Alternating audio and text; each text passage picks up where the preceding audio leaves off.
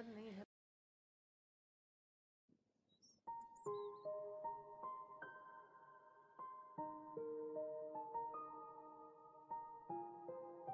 नमस्कार। नमस्कार। कैसे हैं आप लोग? अच्छे हैं। मैं भी ठीक हूँ। तो आप लोगों का समूह बन गया? हाँ सर, समूह तो पूरा हो गया, लेकिन आज आशा नहीं आई है। उसकी जगह ये आई है, ये हमारे पड़ोस में रहती है और इनको भी लोन चाहिए। कोई बात नहीं, आप लोग बैठिए।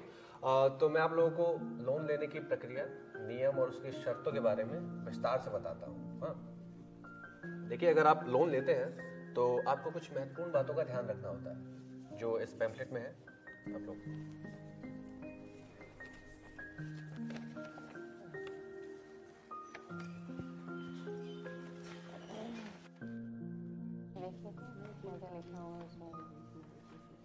देखिए, लोन उतना ही लें जितना आप चुका सकें। यहाँ लोन बिना कुछ गिरवी या कोई शुल्क दिए बिना दिया जाता है। इस लोन से संबंधित 3 शुल्क आपको देनी होंगी: प्रक्रिया शुल्क, ब्याज दर और बीमा शुल्क। कंपनी आपसे लिए हर भुगतान की रसीद आपको देगी और आप भी अपनी किस्त भरते हुए रसीद लेनी ना भूलें। आपके दिए हुए पहचान पत्र की जानकारी हमारी कंपनी में सुरक्षित है और केवल लोन देने के लिए ही इस्तेमाल की जाती है। अगर कभी कोई शिकायत हो तो कंपनी के शिकायत निवारण तंत्र के हिसाब से संपर्क करें। लोन मिलने के साथ कंपनी आपको एक लोन कार्ड और एक लोन एग्रीमेंट देगी। उसे ध्यान से पढ़ें, उसमें लोन से संबंधित सारी जानकारी है। और ध्यान रहे, लोन से संबंधित कोई भी लेन देन कंपनी के अधिकारी से उसके पहचान की पुष्टि हो जाने के बाद ही करें। जी जरूर। तो अब आप सबको समझ में आ गया? कोई सवाल हो तो पूछिए। सर, मेरा एक सवाल है। हाँ, पूछिए। अगर कोई लोन बीच में खत्म करता है तो उस पर कोई जुर्माना लगता है क्या? जी नहीं, आप बीच में भी अपने लोन की किस्त पूरी जमा करवा सकते हैं और अपने लोन को बीच में ही बंद करवा सकते हैं। इसका कोई जुर्माना नहीं लगेगा।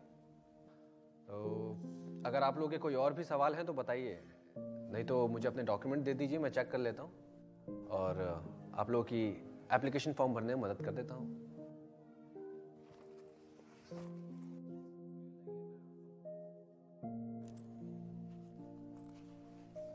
नहीं, मैं आपका फॉर्म भर देता हूँ।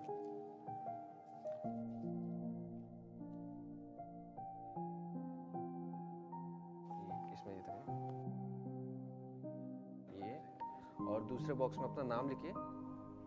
जी। सर, मेरी एक जानकार है, वो भी लोन लेना चाहती है, पर वो आज आई नहीं है। उनका पहचान पत्र है मेरे पास, आप उनका भी फॉर्म भर दीजिए। नहीं, देखिए, कंपनी के नियम अनुसार उन्हें खुद ही अपना पहचान पत्र लेके आना होगा, तभी लोन की प्रक्रिया शुरू की जा सकती है। ये आप उन्हें बता दीजिएगा। अच्छा, तो मैं चलता हूँ। कुछ ही दिनों में मैं आप लोगों के डॉक्यूमेंट्स को वेरीफाई करके बता दूंगा कि आप लोगों का लोन पास हुआ कि नहीं। ठीक है? तो शुक्रिया आप लोगों का समय देने के लिए।